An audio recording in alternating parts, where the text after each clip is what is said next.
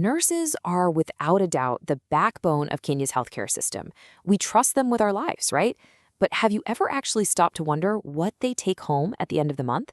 It's one of the most common questions out there, and the answer, well, it's way more complex and a lot more interesting than you might think. So let's just ask it straight up. How much do Kenyan nurses really earn? You've probably heard a number floating around, but today we're going to unpack that and show you why that simple figure is just the very tip of the iceberg. Okay, so let's get into it. The number you usually hear is that the average net salary for a nurse in Kenya is somewhere between 40,000 and 80,000 shillings a month. Now, that's a decent starting point, but it hides a huge range of different realities. What you actually earn really depends on who you are, where you work, and what you do. To get the real story, we're going to break it all down. First, we'll bust the average salary myth. Then, we'll look at how a paycheck actually gets built. We'll dive deep into the public system's pay structure, see how it stacks up against the private sector, and then finish with the incredible and super important fight for fair pay. All right, first up, the average salary myth. You just can't use one number to cover the entire nursing profession. I mean, think about it. Your specialty, how many years you've been on the job, and who signs your paycheck. All of that creates this massive spectrum of salaries. And I mean, just look at this table. It tells the story perfectly. A highly skilled nurse anesthetist can average around 70,000 shillings. But a nurse aide, maybe just starting their career, might be looking at something closer to 22,000. That is a huge difference, and it's exactly why a single average number just doesn't work. Okay, on to our second section. Let's see how this all comes together.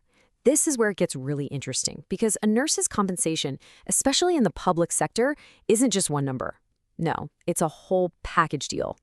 So this package has two main parts. First, you've got the basic salary. Think of that as the foundation, right? It's set by your qualifications and your job group. But then you have the allowances. And honestly, this is where the real story is. These are extra payments for all the specific risks, duties, and needs that come with the job. And we're not talking about small change here. These allowances are a huge deal. We're talking about a nursing service allowance up to 30,000 shillings a month, a health risk allowance for the obvious dangers, and even money for uniforms and commuting. When you add all of these up, they can easily make up more than half of a nurse's total take-home pay. So that brings us to Section 3, inside the public system. Since most nurses in Kenya work for the government, their pay is decided by a very specific and formal framework. The main player you need to know about is the Salaries and Remuneration Commission, or the SRC. This is the government group that sets the pay for all public officers, including nurses. They use a system with different pay grades, called civil service grades, or CSGs, to keep everything structured. And get this, where you work literally changes your paycheck. The SRC has these things called housing allowance clusters. So if you're a nurse in Nairobi, that's cluster 1. You're going to get a much higher housing allowance than a nurse in, say, cluster 3, because it reflects the higher cost of living. Now, if we look at the actual basic salary scales, you can see how your education sets your starting point. An enrolled nurse with a certificate starts in CSG 15. A registered nurse with a diploma starts at CSG 14. And a nursing officer who has a degree comes in at CSG 11 with a higher basic salary. But remember, and this is key, this is just the basic pay before all those important allowances get added on top. All right, let's switch gears and look at the other side of the coin. That was the public system. But what about private hospitals? How does that structured government pay compare? Wow, the difference in the market is just massive. At Kenyatta National Hospital, which is a public institution, the average annual salary is reported at about 385,000 shillings. Now, compare that to a top private hospital like Aga Khan, where the estimate is over 1 million shillings. The Nairobi hospital lands somewhere in between. But here's the thing.